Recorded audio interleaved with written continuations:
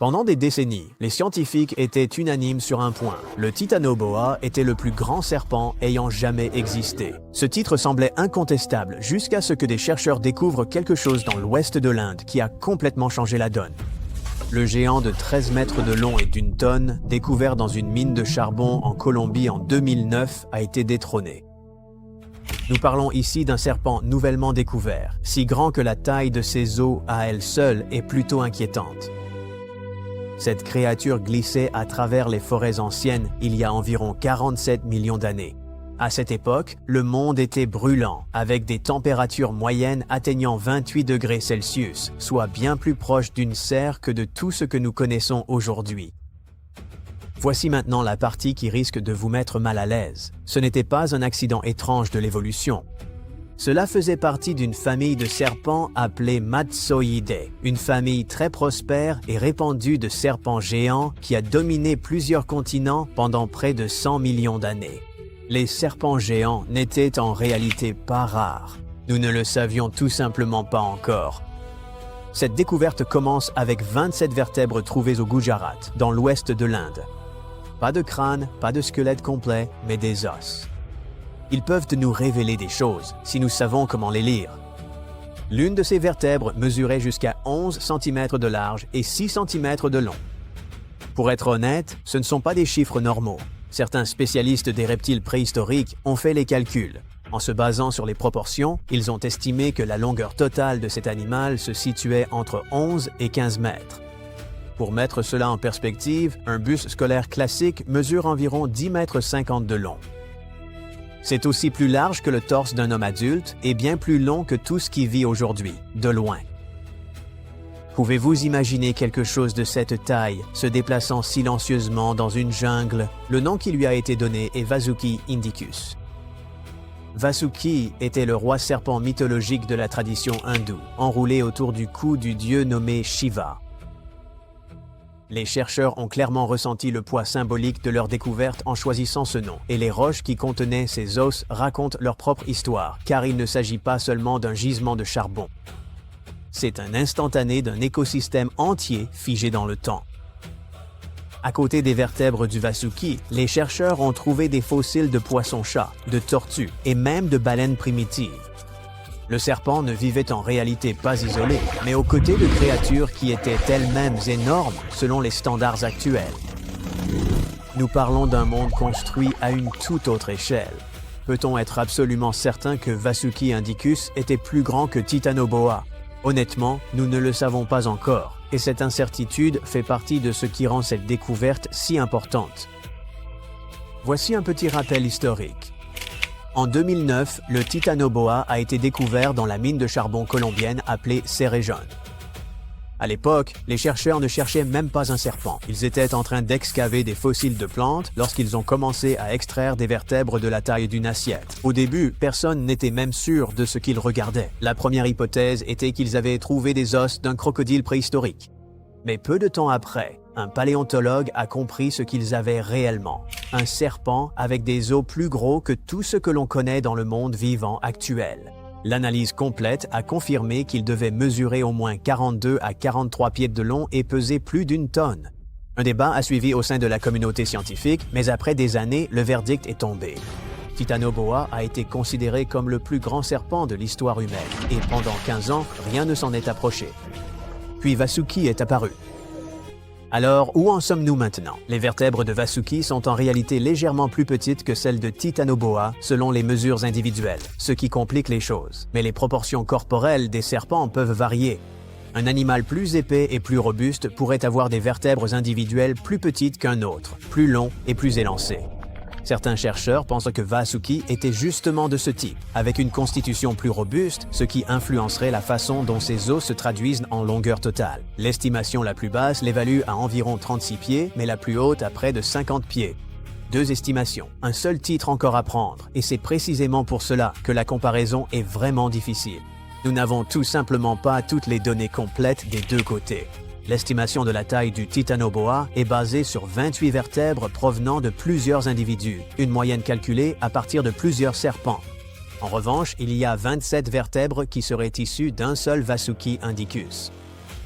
Nous sommes confrontés à des méthodologies, des continents et des époques différents. Mais malgré tout, les chercheurs qui ont décrit Vasuki ont précisé avec soin que leur estimation supérieure chevauche et dépasse potentiellement la fourchette du Titanoboa, et il s'agit là d'une affirmation scientifique sérieuse issue d'un article évalué par des pairs. Ce n'est pas que Vasuki l'emporte, mais la course n'est plus terminée. Nous pouvons être sûrs d'une chose, Vasuki était le plus grand serpent terrestre ayant jamais existé. Mais qu'en est-il de la famille que nous avons mentionnée plus tôt? Les Madtsoiidae sont apparus pour la première fois à la fin du Crétacé. Ils étaient donc déjà présents lorsque les dinosaures non-aviens parcouraient encore la Terre. L'événement d'extinction massive qui a anéanti les dinosaures ne les a pas affectés. Ils ont continué leur chemin. Leur lignée a duré près de 100 millions d'années, ne s'éteignant finalement qu'à la fin du Pléistocène, il y a environ 11 000 ans. Pensez à cette chronologie. Cette famille de serpents a survécu aux dinosaures pendant des dizaines de millions d'années. Ils se sont également répandus en Afrique, en Europe, en Inde, en Amérique du Sud et même à Madagascar, prospérant sur plusieurs continents en même temps. Vasuki indicus était l'un des derniers géants de cette lignée. Les scientifiques pensent que la lignée a d'abord évolué en Inde avant de s'étendre à travers le sud de l'Eurasie jusqu'en Afrique. Vasuki représente cette branche originelle, la source. Pour comprendre pourquoi cette famille a prospéré aussi longtemps, il faut comprendre à quoi ressemblait le monde juste après la disparition des dinosaures. Le sommet de la chaîne alimentaire a disparu presque du jour au lendemain. Les plus grands prédateurs avaient disparu et les reptiles se sont simplement étendus dans ce vide. Ils étaient adaptables et le réchauffement du climat a offert aux animaux à sang froid exactement ce dont ils avaient besoin pour atteindre leur taille maximale. Le monde leur a en quelque sorte laissé la place de grandir, et pendant des millions d'années, ils en ont été les maîtres. Il y a 47 millions d'années, le Gujarat était humide, dense et entièrement tropical, suffisamment chaud pour qu'un animal à sang froid et gigantesque puisse atteindre 15 mètres et prospérer. Un serpent de cette taille ne poursuit pas sa proie. Il attend simplement, invisible sur le sol de la forêt, jusqu'à ce que quelque chose s'approche suffisamment. Et quand il bouge, il n'y a aucune échappatoire. Il n'y a pas non plus d'avertissement, aucun son ni vibration, juste la jungle qui devient silencieuse une seconde avant qu'il ne soit trop tard. C'est difficile à imaginer, mais en réalité, les derniers membres des Madtsoiidae ont disparu il y a des milliers d'années, coexistant peut-être brièvement avec les premiers humains dans certaines régions du monde. Il se peut que des personnes aient réellement rencontré un animal issu de cette lignée. Les derniers Madtsoiidae connus ont survécu en Australie jusqu'au Pléistocène. C'était une époque où les humains modernes étaient déjà présents sur ce continent. Des espèces comme Wonambi, un grand constricteur de cette famille, ont peut-être réellement vécu aux côtés des premières populations aborigènes. Certains chercheurs soulignent que d'énormes serpents apparaissent dans la mythologie de cultures du monde entier qui n'ont pourtant jamais été en contact les unes avec les autres. Que cela signifie quelque chose ou non est discutable, mais la coïncidence temporelle est difficile à ignorer. Il ne s'agit pas seulement d'une coïncidence entre différents continents ou même différentes époques, mais bien du même serpent. Laissez cela mûrir un instant. Cette espèce est éteinte.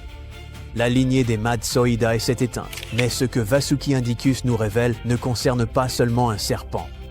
Il s'agit plutôt de la façon dont notre vision de la vie préhistorique reste encore très incomplète. Pendant des années, nous avons cru que Titanoboa représentait la limite, mais cette dernière découverte suggère fortement que le plafond était en réalité bien plus élevé. Ces serpents géants n'étaient pas simplement une exception, mais constituaient une part importante du paysage mondial pendant des millions d'années. On peut supposer que la Terre préhistorique recelait bien plus que ce que nous avions jamais imaginé, et que nous continuerons à découvrir de nombreuses choses inattendues, des choses qui rendent la chaîne alimentaire que nous pensions comprendre bien plus encombrée au sommet. Si les scientifiques ont pu trouver Vasuki indicus, la question est, qu'est-ce qui reste encore enfoui dans la roche? Sous l'épaisse canopée d'une forêt tropicale préhistorique, un prédateur silencieux s'insinue dans les eaux troubles de la rivière. Voici le Titanoboa. Sa taille est proprement monstrueuse, plus de 12 mètres de long, soit l'équivalent d'un car scolaire, et un poids comparable à celui d'une petite voiture. Il s'impose comme le plus grand serpent que la Terre ait jamais porté. Nous sommes il y a environ 60 millions d'années. À peine 6 millions d'années se sont écoulées depuis que les dinosaures ont été balayés par un astéroïde. Lentement, la nature renaît. C'est l'époque du Paléocène. Le domaine du Titanoboa est aussi luxuriant que suffocant. L'air y est saturé d'humidité, tel celui d'un hammam, et les cours d'eau abondent de poissons, un terrain idéal pour ce prédateur. Avec la disparition des dinosaures, le Titanoboa s'impose comme le maître de la chasse. Son corps est conçu pour allier puissance brute et furtivité. Sa colonne vertébrale, à la fois souple et robuste, soutient son impressionnante carrure sans compromettre sa discrétion. Dans l'eau, le Titanoboa se déplace comme une ombre, presque imperceptible. Il ne pourchasse pas sa proie, nul besoin. Tapi sous la surface obscure de la rivière, le Titanoboa attend. Un groupe d'anciens poisons pulmonés s'aventure un peu trop près. En un clin d'œil, il surgit, rabattant violemment ses mâchoires. Le poisson est condamné. L'étreinte du serpent ne laisse aucune issue. Dès que la proie cesse de se débattre, il l'avale tout rond. Durant des millions d'années, ce serpent a dominé les forêts tropicales sans partage. Aucun adversaire ne pouvait rivaliser, ni les crocodiles préhistoriques, ni les petits mammifères, ni les oiseaux. Pourtant, le Titanoboa n'était pas le seul prédateur au sommet de la chaîne. Aux côtés du Titanoboa existait une vaste lignée de serpents, les Matsoidae, un immense arbre évolutif regroupant de nombreux génomes et espèces. Leur histoire s'étend sur près de 100 millions d'années, jusqu'à l'époque du Crétacé. Leurs fossiles ont été découverts aux quatre coins de l'Amérique du Sud, de l'Afrique, de l'Inde et de l'Australie. Cela s'explique par le fait qu'ils ont évolué sur le continent Gondwana, une seule et immense masse terrestre, au cœur de laquelle ils prospéraient. À cette époque, cette famille cohabitait avec l'ensemble des dinosaures. Ces derniers dominaient alors la planète, reléguant les serpents à un rôle secondaire. Ils vivaient dans leur ombre, contraints de s'adapter pour survivre. Certains se nourrissaient de petits mammifères, d'autres attendaient patiemment l'éclosion des œufs de dinosaures. Les plus téméraires osaient même s'en prendre aux jeunes dinosaures. Les fossiles d'une espèce ont révélé, dans son estomac, les restes d'un jeune titanosaure, ce géant au long cou. Lorsque l'ère des dinosaures prit fin dans un cataclysme incandescent, le moment était venu pour ces serpents de s'épanouir. Après l'impact de l'astéroïde, la Terre entra dans une ère nouvelle, marquée par la chaleur et l'humidité. Plus le climat se réchauffait, plus les reptiles à sang froid trouvaient ces conditions favorables à leur expansion. Les serpents, y compris le Titanoboa, atteignirent des tailles sans précédent. Il en allait de même pour les membres de la lignée Matsoidae. Partout, les serpents s'étendirent à travers les continents, gagnant en taille et en dangerosité au fil des siècles. Avec le temps, le Titanoboa cessa d'être l'unique souverain des jungles. Avançons jusqu'à 47 millions d'années avant notre ère. Nous sommes désormais au milieu de l'Éocène, dans les basses terres tropicales de l'actuelle Inde occidentale. Un paysage luxuriant, marécageux, entre rivières et étangs. La terre, alors plus chaude, abritait des tortues et des créatures similaires aux crocodiles, se réchauffant au soleil. C'est dans ce contexte qu'émergea le plus grand et le plus redoutable de ces prédateurs, Vasuki indicus. Son nom impose le respect. Vasuki, roi des serpents dans la mythologie hindoue, ce reptile gigantesque enroulé autour du cou du dieu Shiva, symbole de force et de loyauté. Quant à la mention Indicus, elle renvoie à la découverte de ses fossiles en Inde. Vasuki surpassa Titanoboa, atteignant la taille vertigineuse de 15 mètres, l'équivalent d'un immeuble de 4 étages. Il pesait autant qu'un petit éléphant. Contrairement au Titanoboa, adepte de la chasse en milieu aquatique, Vasuki privilégiait la terre ferme, bien qu'il puisse toujours plonger dans l'eau si besoin. Il rôdait sur les sols marécageux avec une lenteur méthodique, se confondant avec l'épaisse végétation. Il s'attaquait aussi à des crocodiles, des tortues gigantesques et même aux premières baleines. Nul n'était de taille face à lui. Sa musculature prodigieuse lui permettait de broyer avec une force inouïe. Mais le plus terrifiant restait sa mâchoire. Contrairement au Titanoboa ou au python actuel, Vasuki ne pouvait engloutir de grandes proies d'un seul tenant. Il les dévorait vivantes, à l'aide de ses dents, brutalement, avec une rapidité terrifiante. Un prédateur suprême de son époque. Et rappelons-nous qu'il ne s'agissait pas d'un unique Titanoboa ni d'un seul Vasuki. Ces serpents formaient une population entière. Durant le Paléocène, les rivières étaient peuplées de nombreux Titanoboa. Certains, jeunes et plus petits, luttaient pour leur survie, tandis que les plus anciens et imposants régnaient sur les cours d'eau. Il en allait de même pour les générations successives de Vasuki indicus, qui s'en disputèrent la suprématie pendant des millénaires. Avec le temps, d'autres membres de la famille des Matsoidae trouvèrent chacun un territoire à dominer. Ainsi, aux côtés de Vasuki, un autre géant nommé Gigantophis garstini prospérait dans l'actuelle Égypte, au nord de l'Afrique. À l'époque, cette région n'était qu'eau et marécages. Avant la découverte d'autres serpents géants, Gigantophis était considéré comme le plus grand de tous, atteignant près de 11 mètres de long, soit davantage que les plus puissants serpents actuels, comme l'anaconda vert. Mais bientôt, nous entrons dans l'ère du Pléistocène, entre 2,5 millions d'années et à peine 11 000 ans avant notre ère. Les humains modernes commençaient à évoluer aux quatre coins du globe, et les serpents se retrouvèrent y confrontés à une nouvelle menace, bien plus redoutable que les dinosaures. Tandis que notre espèce développait son cerveau, l'Australie voyait régner ses propres souverains ophidiens, Wonambi et Yurlungur. Leurs noms proviennent eux aussi de légendes ancestrales. Ainsi les peuples aborigènes désignaient-ils le serpent arc-en-ciel mythologique, créateur du monde. Cela ressemble à l'éternel problème de l'œuf et de la poule. Le serpent a-t-il été nommé d'après une divinité, ou bien les aborigènes ont-ils forgé leur divinité à partir de ce redoutable reptile? Les anciens habitants de l'Australie ont partagé leur territoire avec ces prédateurs durant des millénaires. Ils mettèrent leurs enfants en garde en leur transmettant le récit de ces serpents redoutés. Dans leur tradition orale, le grand serpent arc-en-ciel modelait le relief, dessinait les rivières et façonnait les éléments du monde. Ces récits trouvent sans doute leur origine dans la puissance de ces serpents. Ils ignoraient toutefois que ces bêtes n'étaient à pas aussi titanesques que Vasuki ou Titanoboa. Ils demeurèrent cependant dangereux. Yurlungur pouvait atteindre 8 mètres de long. Ils affectionnaient les zones les plus verdoyantes et humides de l'Australie du Miocène, notamment les cours d'eau bordés de végétation, riches en proies potentielles. Yurlungur possédait un corps massif, aussi épais qu'une cuisse humaine. Il traquait ses proies dans la région qui correspond aujourd'hui au nord-ouest du Queensland. C'est dans les couches calcaires de Rivers Lake que l'on a mis au jour ces fossiles.